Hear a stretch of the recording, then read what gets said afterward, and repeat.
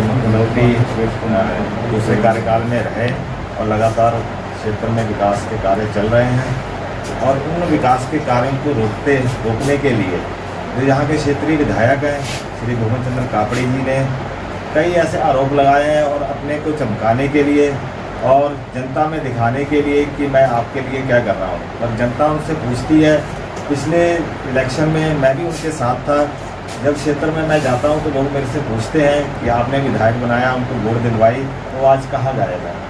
उसी को लेकर आज हम प्रेस कॉन्फ्रेंस कर रहे हैं और विधायक जी से पूछना चाह रहे हैं कि आपने क्षेत्र में क्या काम किए। माननीय मुख्यमंत्री जी के कार्यकाल में आप लोगों ने देखा होगा, जब वो अपने शुरू में विधायक बने, सर्वप्रथम उन्होंने बाईपास की डिमांड विधानसभा में क्वेश्चन लगाया और आज वो बाईपास बना हुआ है और चल रहा है।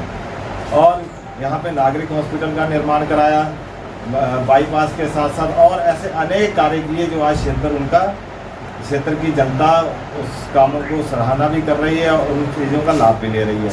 तो ऐसे अनेक कार्य किए हैं। आपने अभी देखा होगा कि हमारे क्षेत्र में बाढ़ आई थी, उस बाढ़ 8 और 9 तारीख को बाढ़ आती है तो 10 तारीख को यहाँ माननीय मुख्यमंत्री जी पहुँचते हैं और तुरंत राहत सामग्री और 5,000 का होटल चेक देकर जनता को लाभ पहुँचाती है। तो माननीय मुख्यमंत्री जी अनेक ऐसे काम कर रहे हैं। उन कामों को रोकने के लिए और अपने को दिखाने के लिए हमेशा वो ऐसे काम करते हैं जो उनको नहीं करने चाहिए, और जनता से जो जवाब उनको मांग रही है उस जवाब को छुपाने के लिए ऐसे काम किए जा रहे हैं। आपने देखा होगा कि हमारे जो नागरिक हॉस्पिटल में भी अभी उन्होंने जो धरना दिया था, उनको ये जानकारी नहीं है कि हमारे हॉस्पिटल में कितने डॉक्टर हैं। यहाँ मैं आप लोगों को बताऊं कि 2.5 साल और अभी 2.5 साल के कार्यकाल में उनकी एक भी ऐसी उपलब्धि नहीं है। सबसे बड़ी उनकी उपलब्धि यहाँ की ये है, जब वो विधायक बने उन्होंने यहाँ पे जनता से ये कहा कि जो 20% मेरे से और जो विधायक निधि से पैसा आएगा वो किसानों के लिए मैं दूंगा, जिसमें से एक भी पैसा उन्होंने किसानों को नहीं दिया। किसान काफ़ी नाराज़ हैं। और एक क्वेश्चन उनसे मैं ये पूछना चाहता हूँ कि 2.5 साल के कार्यकाल में जो विधायक निधि आज से पहले 3.25 करोड़ की थी, जैसे ही माननीय मुख्यमंत्री जी दूसरे कार्यकाल में प्रदेश के मुखिया के रूप में बैठते हैं, उस 3.25 करोड़ को उन्होंने 5 करोड़ किया सिर्फ जनता के लिए। मगर वो 5 करोड़ से अगर 2.5 साल का इनका आप लगाओगे विधायक निधि तो 12.5 करोड़ रुपए आती है। और एक गांव में हमारी ग्राम पंचायतें 45 हैं, 45 के हिसाब से एक गांव में 30 लाख रुपए लगभग का काम होना चाहिए, विकास का कार्य होना चाहिए। आप किसी भी गांव में जाके देखिए, कहीं भी ऐसा काम नहीं हुआ कि जिसमें से 3 लाख का काम हुआ होगा। तो अनेक ऐसे क्वेश्चन हैं जो विधायक जी को झांकना चाहिए, अपने आप को देखना चाहिए कि उन्होंने क्षेत्र के लिए क्या किया है।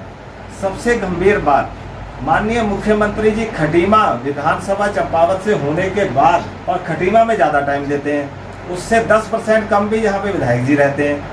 तो प्रदेश के मुखिया जहाँ ज़्यादा रहते हैं और विधायक यहाँ नहीं रह पा रहे हैं, तो ये भी एक क्वेश्चन है उनसे। और नागरिक हॉस्पिटल की बात करें तो मामला क्या कहें इस बारे में? मेरा ये कहना है कि माननीय विधायक जी अभी तक लगभग 6 माह पूरे होने वाले हैं माननीय विधायक जी को विधायक निधि मिले हुए, और उनके द्वारा अभी तक 11,50,000 रुपये की ही धनराशि खर्च की गई है विकास कार्यों के लिए। तो मैं यही प्रश्न उनसे करना चाहता हूं कि वो विकास के कामों पे, इससे ऐसा प्रतीत होता कि उनको विकास के प्रति कोई सजगता नहीं है। वो खाली आरोप और प्रत्यारोपों की राजनीति करते आए और धरना प्रदर्शन करने से जनता का भला नहीं होता।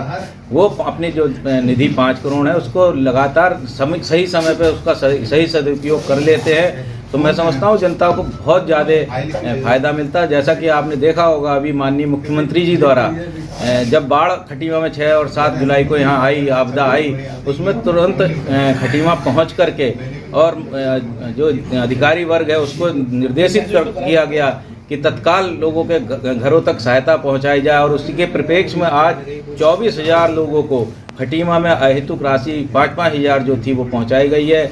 जो इस आपदा में मृतक हो गए थे उनके घरों पे 4-4 लाख रुपए की धनराशि पहुंचा दी गई है। और कुछ जो जिनके मुर्गी फार्म, जिनके अन्य पशुओं की हानि हुई थी, उनको भी जो संभव सहायता थी वो पहुंचा दी गई है। और जो कुछ लोग बच गए हैं उनके लिए वो सर्वे काम चल रहा है। और व्यापारियों के लिए भी एक नीति बनवाई जा रही है कि जिससे कि उनको भी जो नुकसान हुआ उसकी भी भरपाई की जाए। किसानों के लिए भी उनके जो नुकसान हुआ उसकी भी भरपाई करने के लिए भी लगातार सर्वे टीमें काम कर रही हैं, विभिन्न विभागों की टीम काम कर रही है और वो सारी रिपोर्ट शासन को उपलब्ध कराई जा रही है। उसके बाद उनको भी ये जो सहायता राशि वो भी पहुंचाई जाएगी और माननीय मुख्यमंत्री जी का इस खटीमा के विकास के प्रति आपकी जो सोच है उनकी, उस पर मैं जो प्रश्न चिन्ह लगाते हैं हमारे माननीय विधायक जी, मैं उनसे पूछना चाहता हूं कि उन्होंने आज तक खटीमा के लिए कौन सा बड़ा विकास का काम किया है जिसको कि हम उनकी उपलब्धि माने, जबकि हमारे माननीय मुख्यमंत्री जी द्वारा विधायक रहते हुए आपने देखा होगा पॉलिटेक्निक, ITI,